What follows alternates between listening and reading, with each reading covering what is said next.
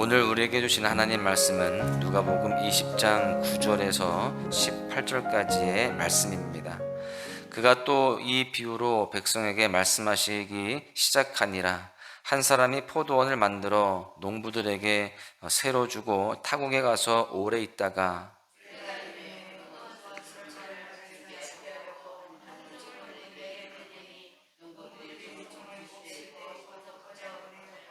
다시 다른 종을 보내니 그도 몹시 때리고 능욕하고 거저 보내었거늘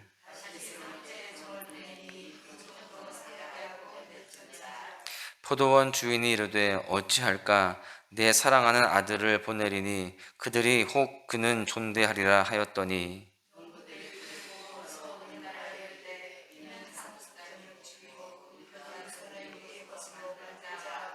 포도원 밖에 내쫓아 죽였느니라. 그런즉 포도원 주인이 이 사람들을 어떻게 하겠느냐.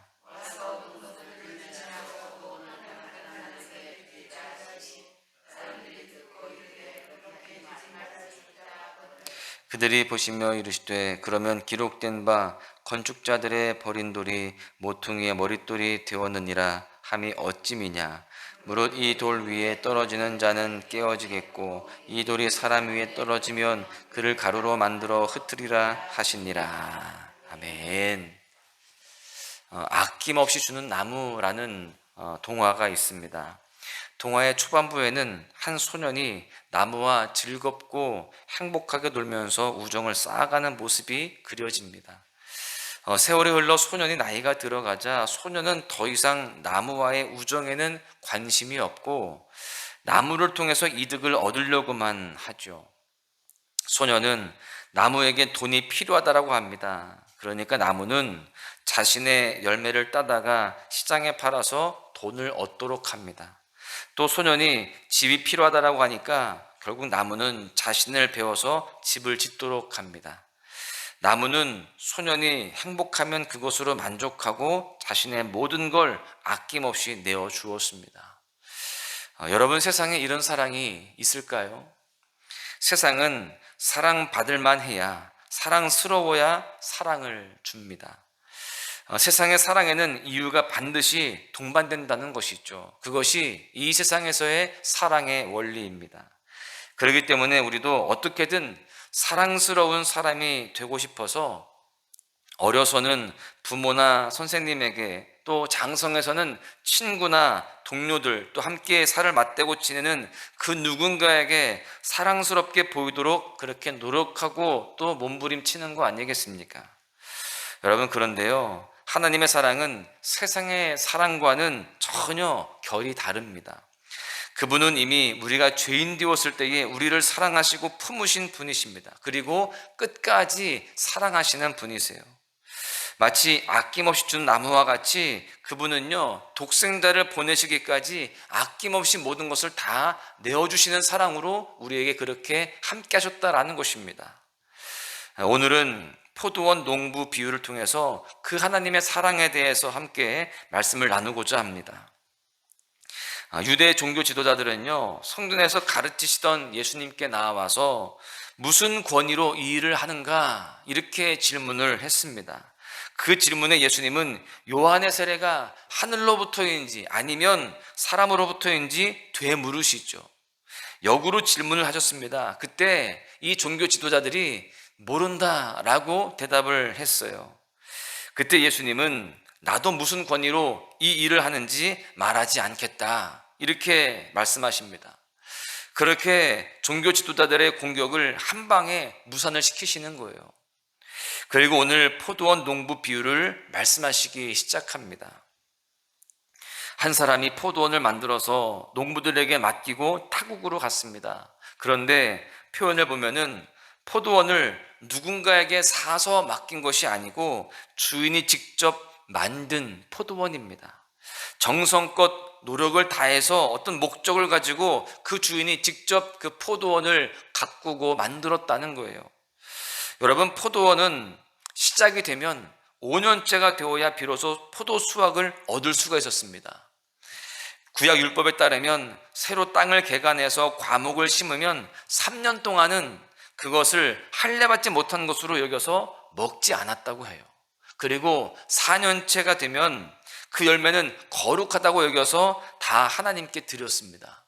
그리고 5째 해가 되어야 비로소 본인들이 취했다는 거예요. 포도원을 농부들에게 맡기고 그렇게 최소 5년의 시간이 지난 후에 주인은 포도원 수확의 일부를 거두려고 종을 보낸 것입니다.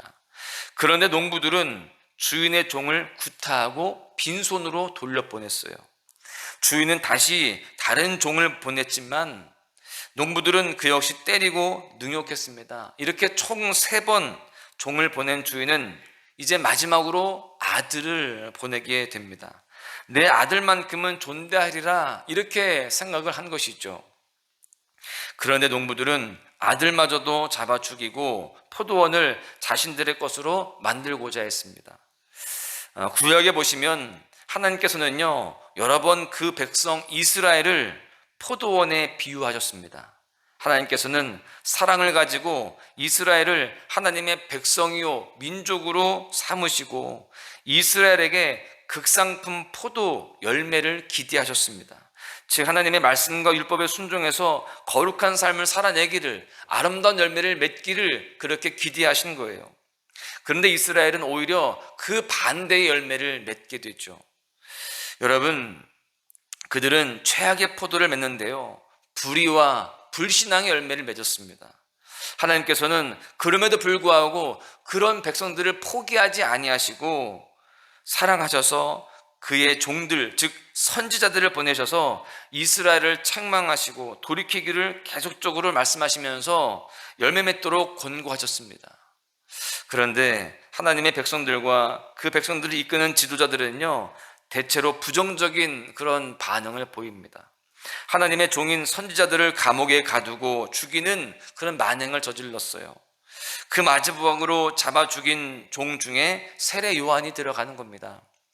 하나님께서는 마지막으로 종 선지자를 보내신 것이 아니고 그의 사랑하는 아들을 보내시죠. 그분이 바로 예수 그리스도예요. 여러분, 지금 예수님은 네가 무슨 권위로 이 일을 행하느냐 물었던 그 지도자들에게 사실 이 비유로 답을 주고 있는 것입니다. 나는 하나님 아버지께로부터 보냄을 받고 왔다, 지금 이 말을 하고 있는 거예요.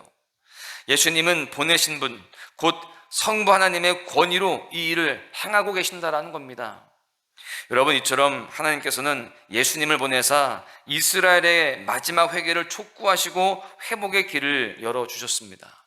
그러면 그 주인의 요구에 맞춰서 그 열매를 드려야 되는 거예요. 그런데 포도원인 이스라엘을 다스리는 농부들은, 그것을 지금 가꾸고 있는 그 농부들은 지도자들을 주축으로 해서 예수님을 잡아 죽입니다. 그 아들을 죽이는 거예요. 그런데 17절에 보니까요, 건축자들의 버린 돌이 모퉁이의 머릿돌이 되었다, 이렇게 말씀하십니다.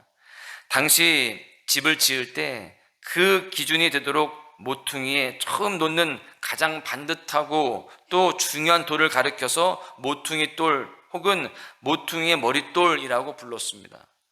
종교 지도자들은요, 예수님을 쓸모없는 돌로 여겨서 잡아 죽이지만 예수님께서는요, 그렇게 배척을 받아서 죽임을 당하는 겁니다. 그 버림받은 돌이 집 모퉁이의 머릿돌이 될 것이라고, 그런데 거기에 선포를 하시는 겁니다. 이것은 예수님께서 죽음으로 끝나시지 않고 다시 부활하셔서 하나님 나라의 초석이 될 것을 예언하시는 것입니다. 여러분, 포도원 이 농부의 비유를 조금 더 우리가 깊이 묵상했으면 좋겠어요. 이 비유 안에서 가장 이해가 되지 않는 사람은 누구일까요? 소작농들이 이해가 되지 않습니까? 아니, 왜 이렇게 종들을 내어 쫓고 아들을 왜 죽였을까? 여러분, 사실 이해가 되지 않지만 더 이해가 안 되는 사람이 있어요. 포도원 농부의 이 비유에서 가장 이해가 되지 않는 사람은 바로 주인입니다. 자신의 종을 때려서 보냈는데 또 다른 종을 보내고 거기에 아들까지 보내는 주인이 사실 가장 이해가 안 된다는 거예요. 당시 법대로 하면 종을 때려서 보낸 그 즉시 가서 농부들을 진멸해도 되는 겁니다. 군사를 이끌고 가서 그들을 진멸해야 마땅한 거예요. 그런데 또 다른 종을 보내고 계속해서 기회를 줍니다. 그리고 아들까지 보내는 거예요. 여러분이 주인이라면 사랑하는 아들, 그 아들을 보내겠습니까? 여기서 이 사랑하는 아들은요, 유대인들의 관용적인 표현인데 그냥 아들이 아니고 사랑하는 아들을 말하는 것은 바로 외아들, 하나밖에 없는 아들을 말하는 것이었습니다. 하나밖에 없는 그 아들을 위험한 땅에 보내겠냐고요. 오히려 위험한 일이 있으면 그 아이를 보호하기 위해서 그 위험한 것에 있지 않게 하고 오히려 안전한 곳에 두려고 하는 것이 부모의 마음 아니겠습니까? 오늘 포도원 주인이 대체 왜 그 아들을 위험한 그곳으로 보내었을까요? 여기에 우리를 바라보시는 하나님 아버지의 마음이 담겨 있는 것입니다. 종을 때려서 보내는 그 악한 곳으로 그럼에도 종을 보내고요, 또 보내십니다. 그리고 그 사지로 아들까지 보내십니다. 왜 그랬을까요? 이것은 우리를 구속하시기 위함입니다. 사실 여기서 소장농은요, 종교 지도자일 뿐만 아니라 본질상 진노의 자녀였던 우리도 포함이 되는 겁니다. 우리도 한때 하나님과 원수되어서 내 마음대로 욕심과 정욕대로 살았습니다. 그럼에도 그런 우리를 사랑하사 우리를 건져내시려고 끊임없이 하나님은 사랑으로 종을 보내시고 또 선지자들을 보내셨습니다. 그리고 더 나아가서 아들을 통해서 오늘 우리는요, 구원함을 입은 자가 되게 되었습니다. 하나님은 아들을 보내셨고 이제 그 아들을 영접하는 자는 하나님의 자녀가 되는 권세를 얻게 하셨습니다. 아들을 영접하지 않는 자는 그 자체가 심판이지만 영접하기만 하면 우리는 그 하나님의 자녀가 되는 권세를 누리게 되었다라고 하는 사실이죠. 그래서 우리는 그 사랑을 힘입어서 하나님의 자녀로서 삶을 살아가게 된 줄로 믿습니다. 우리는 그 하나님의 자녀된 그 모습 속에서 하나님의 사랑을 깨닫고 그 사랑 안에 거하는 우리 모두가 되어야 할 줄로 믿습니다. 말씀을 이제 맺겠는데요, 오늘 우리도요, 보냄을 받게 될 것입니다. 하나님의 자녀로서 보냄을 받게 되는 거예요. 하나님은 그렇게 우리를 세상의 빛과 소금의 역할을 감당하라고 가정이든 직장이든 또 우리의 모든 삶의 터전으로 파송하신다는 것입니다. 사실 복음을 들고 가는 것은 쉽지가 않습니다. 우리가 그리스도인으로서 거룩하게 살아내는 것을 세상 사람들은 그렇게 좋아하지 않습니다. 우리를 핍박하고 또 우리를 내어 쫓을 수 있습니다. 그러나 우리는 가야 되는 거예요. 복음을 들고 입술로 또는 삶으로 하나님을 증거해야 하는 것입니다. 이웃들에게 그리스도의 편지로 읽혀야 되는 것입니다. 여러분, 사랑은 절대 실패하지 않습니다. 끝까지 보내시는 하나님, 끝까지 사랑하시는 하나님, 그 하나님의 사랑 때문에 오늘 우리가 하나님의 자녀된 권세를 누리며 영생을 누리면서 여기에 서 있는 거 아니겠습니까? 그 하나님의 사랑을 본받아서 오늘 우리도요, 끝까지 사랑해야 할 줄로 믿습니다. 하나님께서 우리를 보내시는 그 자리에서 사랑을 실천해내고 또 그 열매를 맺어가야 하는 것이죠. 사실 원수는 가까운 곳에 있다고 합니다. 가정에도 있고요, 직장에도 있고요, 또 우리 삶의 터전에 미운 사람들, 우리 힘들게 하는 사람들이 참 많이 있습니다. 오늘 포도원 주인 되신 하나님은요, 그럼에도 그 사람을 품으라 라고 도전하십니다. 아들까지 보내신 그 당신을 보면서 사랑으로 품으라, 나를 본받아라, 나와 같이 그렇게 사랑하면서 승리해라 라고 도전을 하신다라는 겁니다. 우리가 오늘 하루를 살아갈 때에도요, 그렇게 승리해야 할 줄로 믿습니다. 그 누구를 대하든지 죽게 하듯이 하면서 우리가 하나님의 마음으로 끝까지 사랑하고 품는 그런 모습들이 되어야 할 줄로 믿습니다. 오늘 하루가 그렇게 사랑으로 승리하고 또 그 가운데 하나님께 영광을 돌려드리며 우리 삶에 그 합당한 열매를 많이 맺는 하나님의 자녀로서 살아가시기를 주님의 이름으로 간절히 축원합니다.